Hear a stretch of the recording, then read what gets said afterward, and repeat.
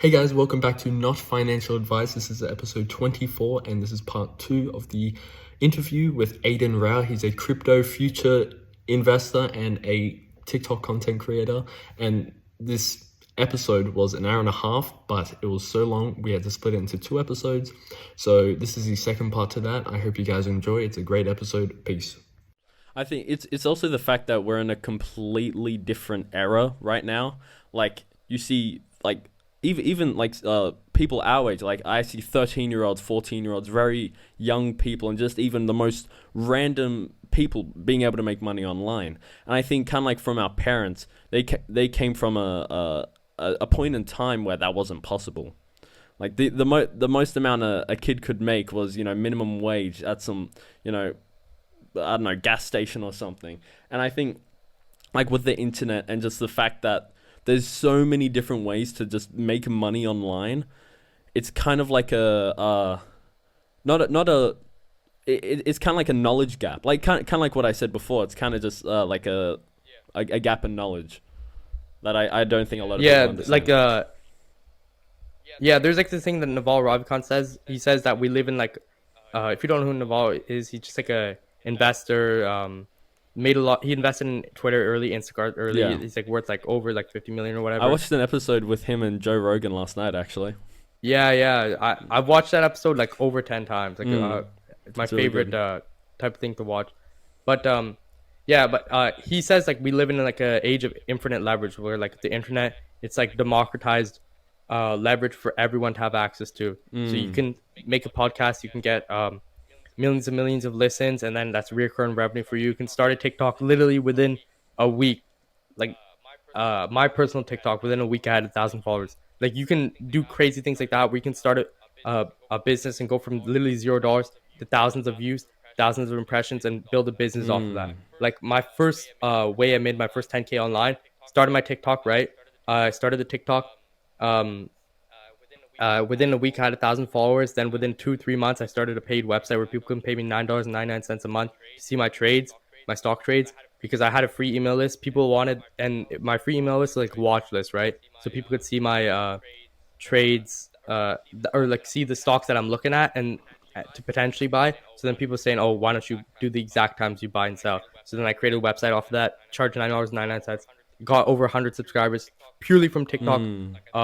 Like I think 130 peaked at purely from uh like uh, views from TikTok. So I started like a little mini business off of that at the age of like 16. So I was making more from this website that I spent maybe 2-3 hours setting up, and then after that it was almost on autopilot where I just had to alert the trades, and I probably could have automated better where I could somehow find a way to connect the API to my brokerage, and then probably fully automate it. So like now, like you want to find something where your input does not match your output. You know what I mean? Where you can uh where you fully applied leverage, and the way you know that is if I put an hour in, for example, trading. If I put 5 minutes into a trade, then I can make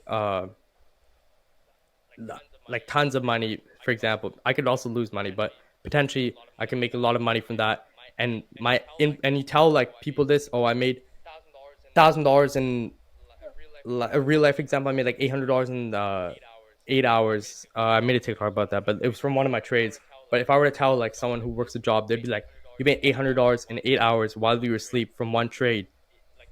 Like they can't comprehend it because like most people associate 8 hours in of work, $80 back or whatever minimum wages or whatever they get paid.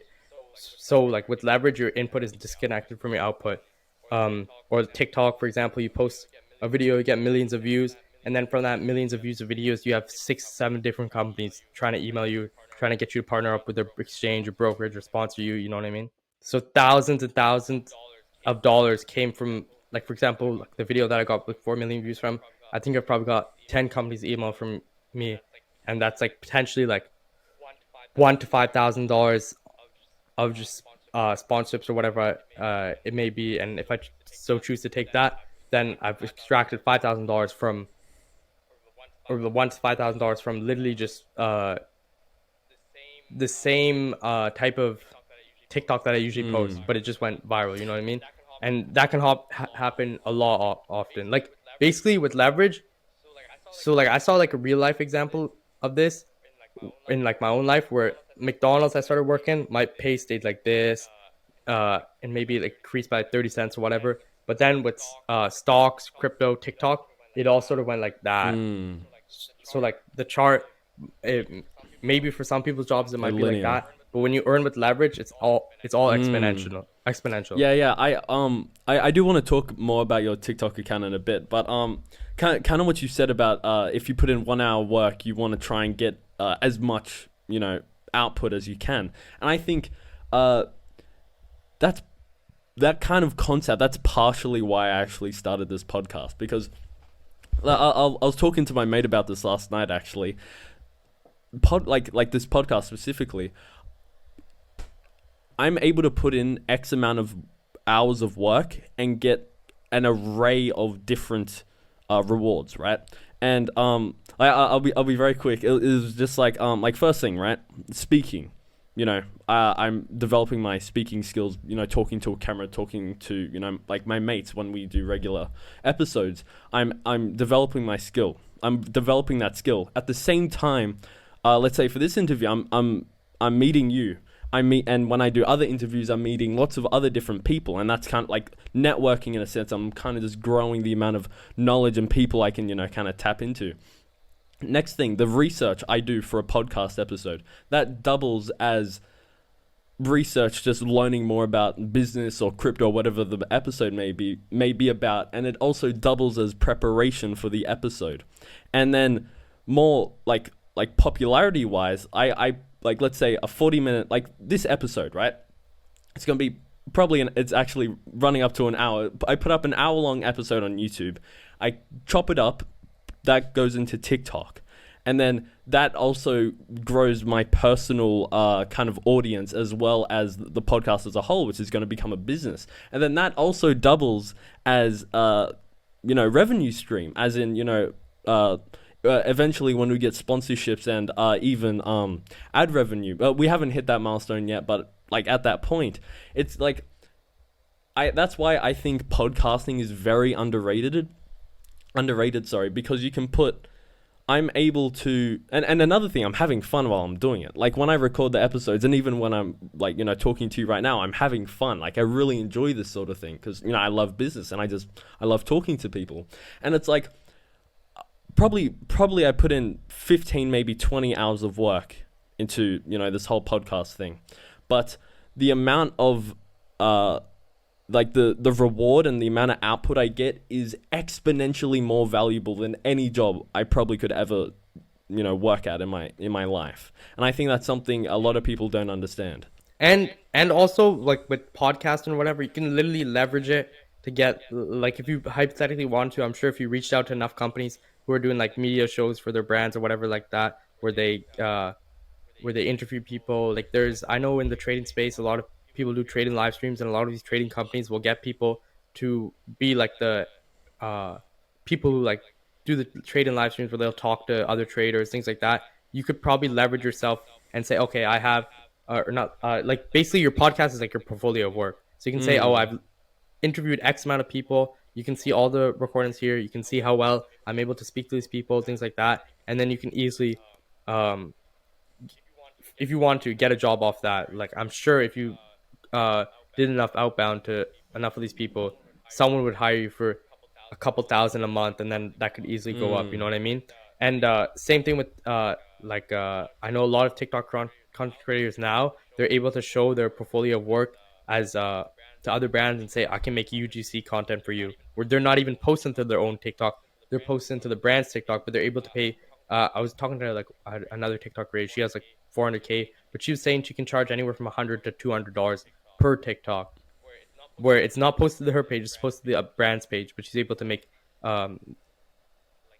like X amount of dollars depending on how many videos she gets from the TikTok brand. Yeah, I think I know for people who do want to get into business and sort of stuff, you kind of do understand like where you need to know where your time goes. And I think a lot of people they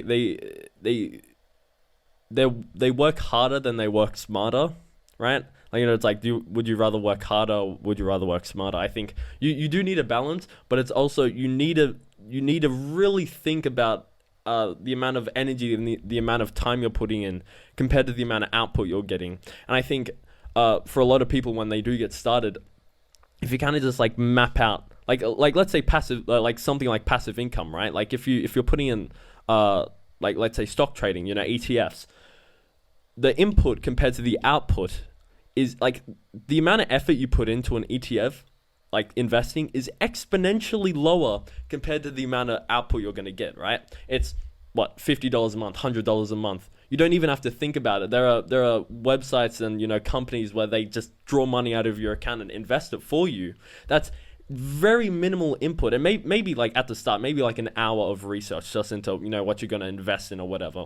That's such little effort, but in the end, depending on how much money you make, you can have so much more money. Like me personally, right? I think I put $150 a month into an ETF. Sorry, $150 a week, and the amount of money that I will be getting at the end of my life compared to I don't even think about it. Like I have it set on my bank account where it just takes that 150 and then invests it.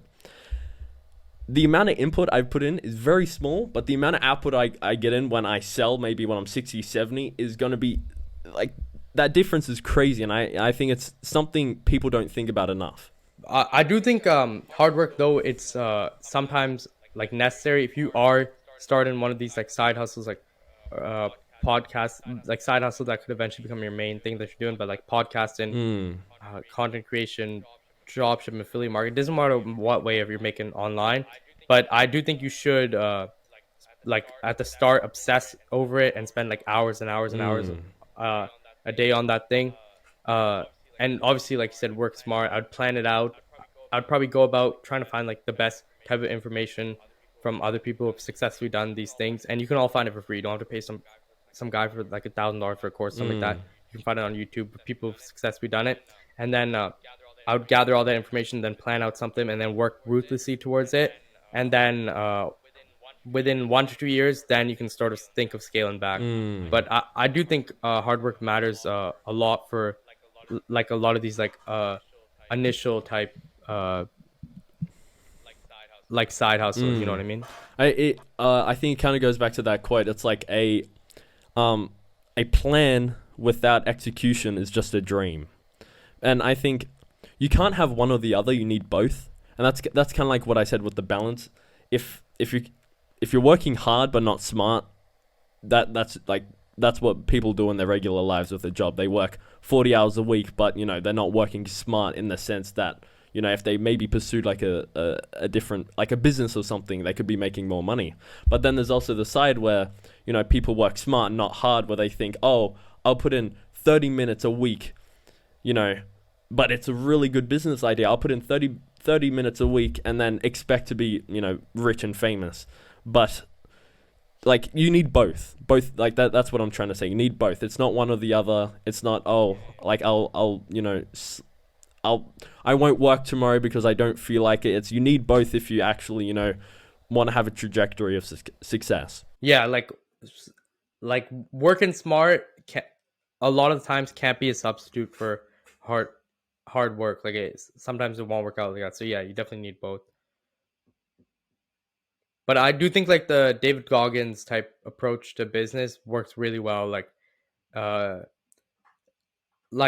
even if you don't necessarily want to get to like some top 1% type business person, I think you should work as if you are that, like as if you're working towards that. And then once you get to maybe like 10 million, let's say, or a point where you're financially satisfied, where you financially are set for life, then you can decide if you want to scale back. You know what I mean? Like there's a lot of people who's like successfully have scaled to millions and millions of dollars, and then I'm sure those people, if they put in more time and effort, they could probably maybe potentially get to like a higher level. But like Naval is a good example of that.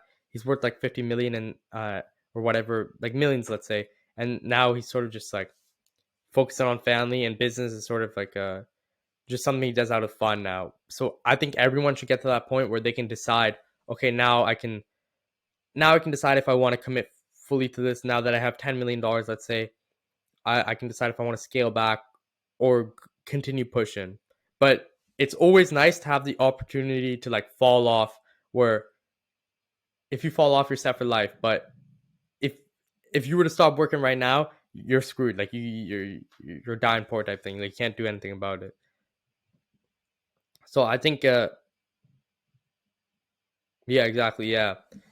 Just like the David Goggins type uh work ethic, he applies it to fitness, but applying that to business, I think you should do that even if you're not trying to aim for like some crazy Jeff Bezos type heights. Speaking of David Goggins, I'm meeting him February next year actually. Really? Yeah, there's a him and this other marketer guy, I forget his name. They're doing like a big, not conference, but like kind of like a show. Okay, it's not a show, but like it's kind of like a business webinar, but it's like more in person. I don't know how to really describe it, but it's kind of like you go, they're on a stage and they speak to you. What are those called? Talks, Anyway. like speeches. Yeah, right? Yes, exactly. That was kind of yeah. Anyway, I'm going to one of them next year, and I think I bought a ticket, and like kind of like in the fine print is like I get to go meet him and say hi and take a photo or something. And I don't know, I think that's pretty cool. But I do want to go background. Why did you become a content creator? You kind of said you became a TikTok creator in the first week. You got 1,000 followers. What was kind of the reason why you started that?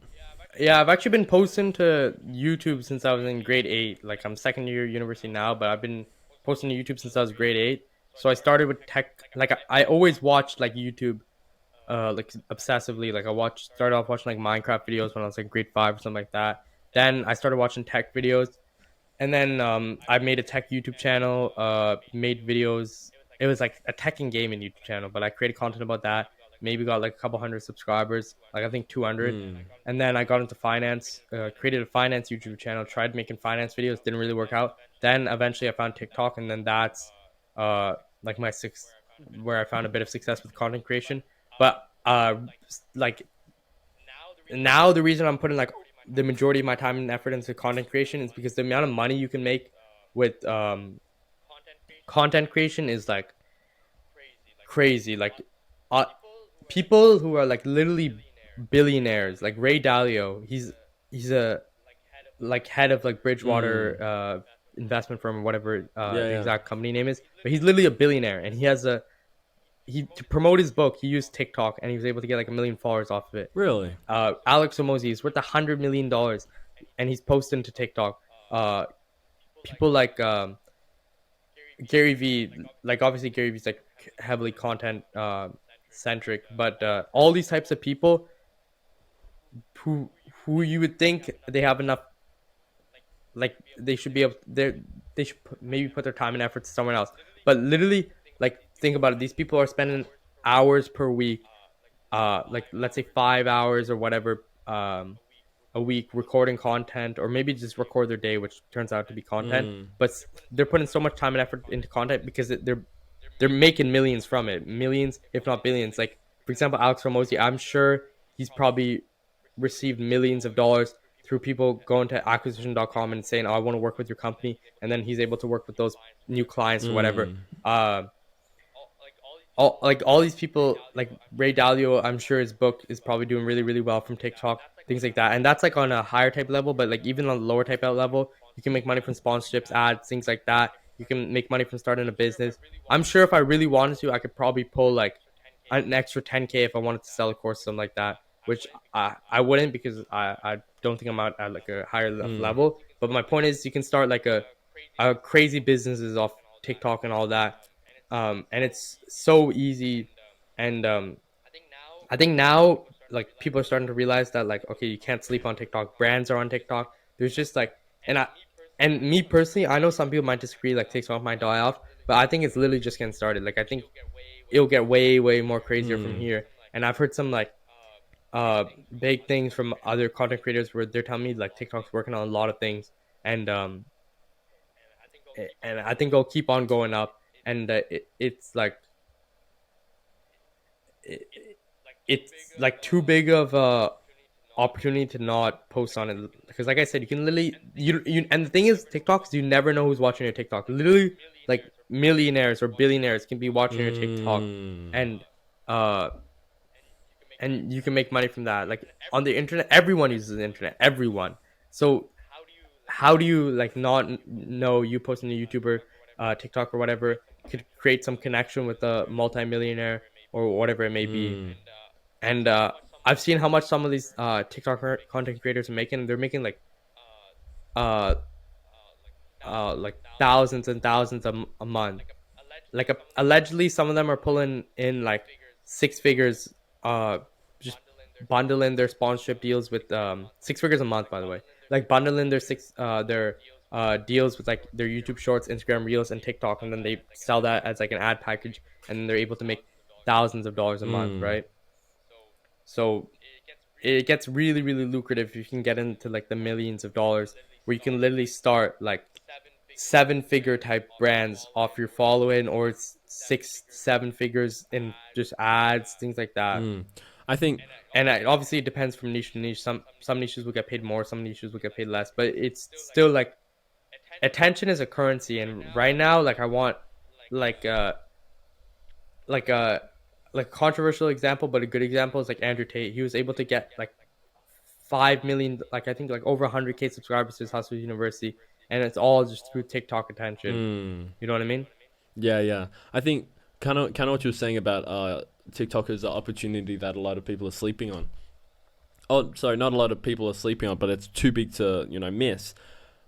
The problem is, well, not the problem, but I think yeah, something you people kind of be need to be wary of is that like you still need to be providing value, and you still need to have like some amount of knowledge and actually kind of like providing value to even if it's a small minority of your viewers, you still need to be kind of teaching them something. I think a problem kind of starts where people will just start like a TikTok account or YouTube account or something, and kind of talk about things not because they want to help people or because they know about it, but purely because of the hype around it. And I think it's that can be a bit dangerous, but it's all like you're kind of wasting your time in that sense. I would say it's better to, like, let's say you are starting off like fresh, instead of just straight going to like TikTok and just start talking about business or crypto or whatever. Kind of, and even exactly like what you did, kind of just learn the game first, and then you can start developing that social media aspect. I kind of disagree. Like when I started TikTok, I had five. Like you can scroll back and look at like my first couple of videos, but I had $500 in my stock account, right? So, and you don't necessarily, like, what I realized, you don't need to be an expert, and you don't have to have some, maybe like different niches. Like maybe for like, I don't know, vlogger, maybe you have to do some crazy type things and you need like a crazy lifestyle. But for like business and all that, you don't have to be some crazy type person where you know a bunch. You can, like, if I were to restart on like TikTok like right now, and I would be like 18 years old with no money, I would literally call it like my series Zero to Millionaire, and then I'll just document my process, and I'm sure I could easily pull 10K followers within like a couple of months. And like people love seeing progress. Like imagine how cool it would be if you could see like Bill Gates vlogging his start to Microsoft, or Steve Jobs talking about, oh, today we today I got kicked out of Apple, like the board of directors for Apple. I'm gonna go start this company called Pixar, things like that. Like it would be crazy. So I think people like a good example of this is Iman Godzi. He filmed his entire from 16 years old to 22, and now he's like worth 25 million. He filmed basically his entire journey, where he was talking about how he didn't have enough money for like a Uber or something like that, or bus, or he had to like bus everywhere, and he didn't have enough money for books, things like that. So like he went from like zero to multi millionaire from just filming like through his ad agency, but he filmed everything, right? So like with TikTok, I don't think you need necessarily an expertise. You can just, with business in particular, you can make it like a documentation process where you're filming your process, and then as you're learning, you're sort of educating your audience also. And some people, they might not even need the education from you. Like if you were to start like crypto trading and say, oh, today I learned what support and resistance is, a lot of those people might not even need to know what support and resistance is, but they'll watch the video because you're learning. They'll be like, okay, he's finally getting it, you know what I mean? And it's cool to see other people's progress. And also with like anything, like everyone has opinions, right? So it doesn't matter what field you're in, you can make content about your opinions, and I'm sure that will do well. Like I'm sure if I purely wanted like views and attention, I would maybe try to get into uh like the political space or something like that, and just talk about my opinions. And I'm sure it would be even though I don't have some like wild opinions, but I'm sure it'd just be controversial enough where 50% of people, like with TikTok, you almost sort of want 50% people to disagree with you, 50% of people to agree with you. And it's really easy to get that. Like if I were to talk about politics or something like that, I'm sure I could get 50% of people to agree with me, 50% of people to disagree with me. If I same thing with business, I talk about business, 50% agree, 50% disagree, right? So it'd be easy to get those views and likes and followers. Just speaking your opinions. Like like Andrew Tate, that's basically exactly what he does. He just speaks his opinions, and obviously they're further out like wild opinions, but it works. And I think if people like are just brutally honest with their like personality, their opinions, and on TikTok, YouTube, whatever it may be, it'll work out in their favor. I think the difference is documenting compared to creating, and I think Gary Vee does talk about it a bit. But kind of what I like, when people are creating content and kind of saying like, hey, when they're acting like they're at a point of authority and are kind of expressing their opinion, kind of thinking that, you know, like they have so much track history, they have this and this and this. I think that's kind of goes back to my point of like, you probably shouldn't, if you're trying to teach like other people, like if I came to you and tried teaching you about gardening, let's say, if I'd never gardened in my life, that would be kind of useless. But what you were saying about what's his name, Iman Gadzi, I think I hope I pronounced that right. That I feel like that's more documenting. He's more documenting his experience. He's not inadvertently trying to teach other people and kind of spread his knowledge. Rather, he is learning himself, and he's simply just recording that process. Yeah, or you can learn yourself and then teach, like, you know what I mean, which like comes across as document. Like today, I learned about what marketing is. You know what I mean? Like just yeah, but I agree. You shouldn't if you're like you shouldn't get on TikTok, and if you don't know anything, just talk as if you know everything. You know what I mean? I think I kind of like, me and the guys, we kind of fell into that trap in the first few episodes. It was kind of like me personally, I didn't because I started we started the podcast at the start of the year, and I didn't know very much, but not that I was talking like I had authority, but I was kind of just oh yeah, okay, sorry, just something popped up. I was kind of conveying information as if I knew what I was talking about, but I didn't. And then we started getting comments, and that actually, you know, kind of woke me up. And we were kind of getting comments like, hey, do you guys actually know what this and this is? Like, you're wrong here, you're wrong here, you're wrong here. And that kind of woke me up to like, because we fell for this, and I even tell the guys this now. It's like at that point, that's where I was really like, I'm just gonna stop talking about things I don't truly know. And I know more about business than crypto, but when I did talk about crypto, I didn't know much about it. And so kind of like what I told myself was, I'm just gonna learn as much as I can possibly.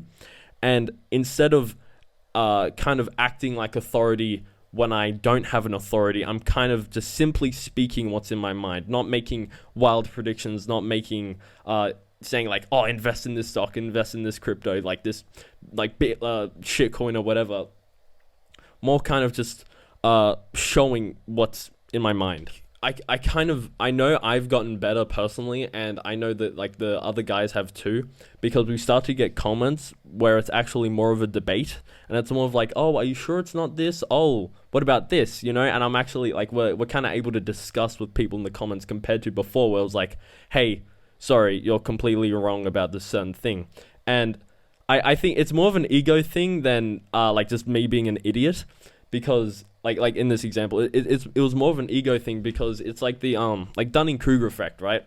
You kind of start off like, anytime you're learning anything, you think you're super good, and you know you're the best, and then you kind of reach a point where you're like, holy shit, I know nothing. and then you drop, and then as you're slowly growing your knowledge, like the amount of stuff you know, and you're just you're kind of dropping pens there. The amount of stuff you know is it just kind of slowly goes up.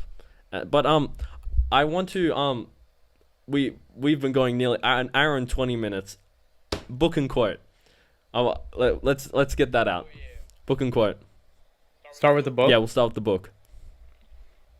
Okay, yeah. So the book I have is like my favorite book, The Almanac of Naval Ravikant by Eric Jorgensen. Um, but basically, it's just like a bunch of things that Naval has said during interviews, and then he compiles it into two sections: wealth and then happiness. So it's like a really really good book. Like I would recommend everyone to read it. I was gonna bring Rich Dad Poor Dad, but then or like initially my favorite book was Rich Dad Poor Dad, but then I read this book, and essentially everything in the wealth category I think describes better than Rich Dad Poor Dad, because like modern day wealth creation, where Naval sort of looks at like traditional, like Robert T. Kiyosaki, he would look at like if you rent out a house and you're not living in it, it's an asset. But I think Naval is a lot more open to the idea of like a YouTube video or a podcast or TikTok video being an asset rather than just traditional type things. And it explains like leverage, the four forms of leverage, capital code, content or like media, and labor. And then he gives examples of like each form of leverage described, and like someone applying no leverage versus someone applying the max type of leverage, you know what I mean? So it's like really really really good book. And then the happiness aspect I like a lot, where he talks about happiness and all that.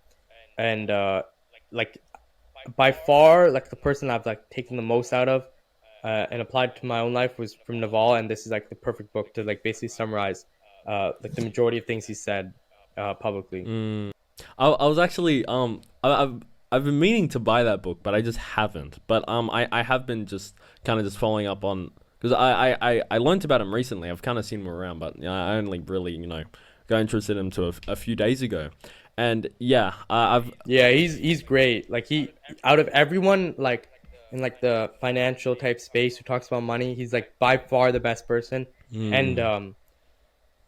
And like his ideas have made me like a lot of money. Maybe not him like specifically saying oh, like he's never specifically said go post TikTok or go try crypto trading or whatever, but like his ideas of like leverage and things like that. Obviously I don't think he's the first person to think of like invent leverage, but he puts it in a way that's very easy to understand. And yeah, and he doesn't sell anything. Like literally this book I'm pretty sure is free online. really. And everything Naval has said, like he's made his money from not telling other people how to make money. You know what I mean? Whereas I think a lot of people who are like selling courses right now, and things like that, they can't say the same. A lot of people, when they hear that name, they don't know who it is. But I think he was kind of popular, like for his for a quote he said on Joe Rogan. It was I think it was people have two lives, and the second one begins when you realize you only have one. I think that's kind of where like he kind of blew up in the whole like like Sigma entrepreneurial space. That's kind of where he like found his footing in that community. And yeah, I think that's just kind of like a name to a face type thing. But now your quote, we'll get on to that. Yeah, that was a quote I was gonna say. Oh, was it? Oh, I'm so sorry. No, sorry. No, like the exact quote is it's by like Confucius, right? The philosopher, like yeah, every man has two lives, and the second starts when he realizes just has one. But like the reason I like that quote is it sort of like summarizes like life for me, where it's like really really short, and then when you realize that it like behind my head I have like a momentum Mori calendar. I don't know if you can see that. Yeah. But it shows how many like boxes you have. Like each box is a week. There's 4,160 boxes, I think, if you were to live to 80s. So and then I have like a Chrome extension where every time I open the tab it'll show how many weeks I have left to live.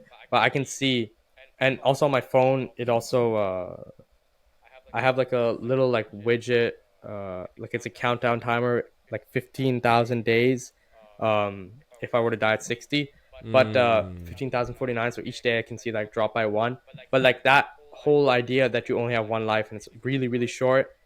That quote sort of summarizes it. Where I think you live a certain life when you like a lot of people live a certain life, and maybe they like occasionally think of death or whatever it may be, but they truly don't process it. And I think once you like flip the switch and you realize, okay, I literally only have one life, you live life to much more happier, where you let things go. You're not constantly angry like uh typical most people. Things don't throw you off. Like you can live life like way better when you realize you just have that one and you sort of start your second life. Like that's like my favorite quote. But like a lot of these, like the reason I like that quote a lot is because like I have like a section on my phone. I don't know if you see that, but like a note tab that's like quotes about life, and it's like a bunch of different quotes. But I feel like that quote sums up like a lot of the um things that I like feel about life. But just like a bunch of different like quotes that like I basically live my life by. And just very quickly, for the people who don't know what memento mori is, can you kind of explain that for them? Yeah, so it's like a Latin word, like memento, like remember. It's like basically translates like remember your death, and like traditionally, like a memento would maybe be like putting like a skull on your desk or something like that. But like memento mori, it's called like the memento mori life calendar, but essentially just like a memento to remember your Yeah. death. The whole thinking with that is like that your life is short, and at the bottom usually there'll be like a quote by Seneca that's like it's not that we have a short time to live, it's that we waste most of it. Life has been given us life has like we have a sufficiently amount enough of time to do the things we want to do if well invested. Something around that side. I'm like paraphrasing, but yeah. Yeah, yeah. I actually said a very quote. I said a quote very similar to that. It was it's not. This was a few episodes ago. The quote was, "It's not that life is too short. It's just that we wait too long to begin it." With memento mori, I forget which one, but like back in the day of like Marcus Aurelius and all these big philosophers, there was one ruler, and he essentially had like a slave, or well, I don't know his occupation, but he would basically follow this king around every day and just repeat in his ear, memento mori, memento mori, memento mori. And I know it's a very interesting concept, because like when philosophers did talk about like that guy in specific, it was kind of like he wanted to remember the fact that he only has so much time on Earth. And so we hired that guy to say memento mori. So every few moments he was reminded that, oh, I'm gonna die. I should go do something that I want to do. Yeah, like some people might think it's like depressing or whatever, but I think if you do think it's depressing, that means you're not living your life out to the fullest. Like me, I see that, I get energized from it. I'm like, oh damn, one less day. Like better go do like better keep working towards my goals, things like that. Like it, if it scares you, then that means you're not living your life properly. I feel like I don't I know. think it's also ignorant to be like, if someone says memento mori and you feel depressed, it's kind of ignorant of the fact, because you're gonna die anyway. I think people know that, but they don't understand it, and they don't truly internalize it until they're about to die. Like you hear it a lot where it's like, oh, I'm on my deathbed. And I think that there was a nurse, and she worked with patients who were on their deathbed, and she asked them like over I think it was 10 years, over 10 years, she asked them like what is one piece of advice you can give to people. And like I think there were five main different things, but one of them was like, I didn't appreciate the time that I had on Earth. And so I think when people do like I sometimes like I write memento mori in my hand, and I do at some point want to get it tattooed, just so it's like a constant reminder. But Oh, that's a good tattoo. I'm gonna take that idea. I'm gonna get that tattooed. I have a Bitcoin tattoo, so I'm gonna get a second one. Memento mori. That's actually such a good idea. Yeah, but yeah, thanks for the idea. I'm actually gonna do that. That's such a good idea. Send me a photo once you've done it. But yeah, like we'll put it up. It'll be a whole thing. But yeah, I like sometimes in school I'll write it on my hand, and people will be like, oh, what's memento mori? Some people know what it means. It'll be like, oh, that's kind of sad, Yusuf. Like that's kind of depressing, and it's ignorant. It's ignorant of that fact. Like you're avoiding. You're kind of avoiding your true destiny in a sense. Like that sounds very weird, but it's just like if you're kind of avoiding the idea of, oh, one day I'm gonna die, you're kind of just living in like a facade, essentially. It's like the biggest part of your uh life. Like you're just like you're born and then you're dead. Like you have those 2 years, and I think to truly appreciate like the little dash, like born 2000, like I was born 2003, and then dies, let's say 2080, let's say, to like own your dash or whatever. That like literally your life is that one dash. But I think Mm. if you forget that right side of like whatever year you die, and then you can't truly make the most of that tiny little dash. And yeah, like when you like with Memento Mori, like uh like it makes you realize like the little small parts of life, you know what I mean? Uh like there's like this poem that I heard by Lex Friedman on like the Joe Rogan podcast. He didn't write it, but I think it's by like Charles Bukowski. But basically it's called like Nirvana, I'm pretty sure. But like the whole idea of that poem was like the magic of life is in the moment, right? And to truly like appreciate the moment or whatever it may be, you have to remember that like it's like I don't know, like it makes you much more appreciative in the moment when you get those little times of just like just like life is good, you know what I mean? Mm. There's just very they kind of like parallels that. There's a book. It's called Fear. I think I don't 100% remember his name, but I think it's from his name is he was a monk, and his name's Thich Chan. I think. I think I got a few parts of that wrong, and I'll just put up the right version.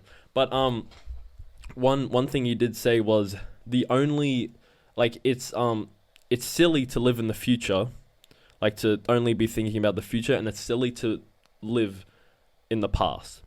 And uh and he kind of says the only thing we have true control over is the current moment. And to live outside those bounds of the current moment is a waste of time. Yeah, because you have no control over like the past. Past is the stupidest thing to worry about. And yeah, like it's literally just like the present you have.